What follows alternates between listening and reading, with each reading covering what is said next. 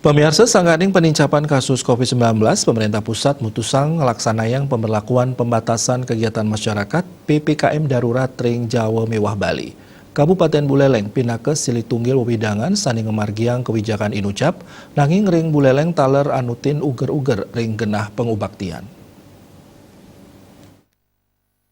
Satuan Tugas Penanganan COVID-19 Kabupaten Buleleng Kantun nado sangkrama kegena pengubaktian antuk persyarat pini akeh nadunang tigang dasa diri tur madue izin ring parikrama inucap.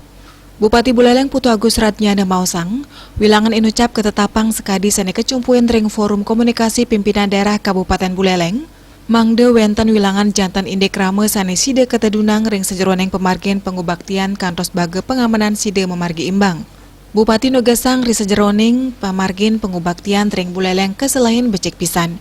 Yening munggu ring SE Gubernur Wanta Mausang Akide ring Buleleng ngejantenang langsung wilangan mangde Polres medui standar pengamanan.